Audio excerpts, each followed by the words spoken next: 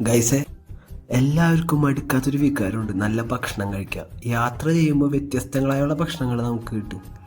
ഏത് നാട്ടിൽ ചെന്നാലും നമ്മളെ സ്നേഹം കൊണ്ട് കീഴടത്തുന്ന കുറച്ച് മനുഷ്യരുണ്ട്. അതേപോലുള്ളൊരു മനുഷ്യനാണ് എൻ്റെ മുമ്പിലിരിക്കുന്നത്. ഇദ്ദേഹത്തിൻ്റെ പേരാണ് കുൻസാങ്. പൈസ ലാഭിക്കാനായിട്ട് പച്ചക്കറിയിലേക്ക് ഒതുങ്ങിയെങ്കിലും അദ്ദേഹത്തിൻ്റെ വീട്ടിൽ നിന്ന് എനിക്ക് തിന്നാനായിട്ട് പോർക്കച്ചാറൊക്കെ കൊണ്ടു തന്നു.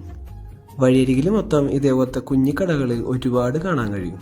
ഇവിടുത്തെ ദേശീയ ഭക്ഷണം എന്താണെന്ന് അറിഞ്ഞുകൂടെങ്കിലും എല്ലാ കടയിലും മോമോസ് നമുക്ക് കിട്ടും കേട്ടോ. അതുപോലെ തന്നെ വറുത്തതും സ്റ്റീംഡും ആയിട്ടുള്ള ഒരുപാട് ഭക്ഷണങ്ങൾ ഈ കാണുന്ന കുഞ്ഞിക്കടകളിൽ നമുക്ക് കാണാൻ പറ്റും. ഇതിനൊക്കെ ഏകദേശം നേപ്പാളി തുക 100 മുതൽ 150 വരെയൊക്കെയാണ് ആകുന്നത്. അതേപോലെ തന്നെ മിക്ക കടകളിലും നല്ല ക്രിസ്പി ആയിട്ടുള്ള ജിലേബിയും കിട്ടും കേട്ടോ. മിക്ക കടകളിലും നല്ല സമൂസയും പക്കോടയും അതിൻ്റെ കൂടെ കറികളും ലഭിക്കും കേട്ടോ. അതെനിക്ക് ഏറെ പ്രിയപ്പെട്ടതാട്ടാ. അതേപോലെ തന്നെ എല്ലായിടത്തും ഇതേപോലത്തെ വൈൻ ഷോപ്പുകളും ഉണ്ട് കേട്ടോ. നേപ്പാളിൽ മീനിൻ്റെ മാർക്കറ്റ് ഞാൻ വളരെ കുറവാണ് കണ്ടേക്കുന്നത്. ഉള്ളിടത്ത് തന്നെ ഇതേപോലെ ടാങ്കുകളിൽ ഫ്രഷായിട്ട് കൊണ്ടേ ഇറക്കുന്ന മീനുകളാട്ടാ.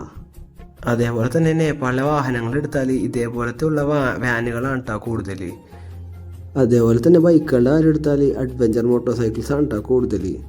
അതിലെ യമഹയുടെയും ഹോണ്ടയുടെയൊക്കെ പല മോഡലുകൾ കണ്ടാൽ ഇതൊന്നും ഇന്ത്യയിൽ ഇറങ്ങിയിരുന്നെങ്കിലെന്ന് പലപ്പോഴുമായി ഞാൻ ആഗ്രഹിച്ചു പോയിട്ടുണ്ട് കേട്ടോ. നിങ്ങൾ നേപ്പാളിലേക്ക് യാത്ര ചെയ്യണമെന്നുണ്ടെങ്കിൽ ഇതെല്ലാം നിങ്ങൾക്ക് ഉപകാരപ്പെടും കേട്ടോ. യാത്രകൾ തുടരുകയാണ്, കൂടെ നിൽക്കാൻ സപ്പോർട്ട് ചെയ്യാം.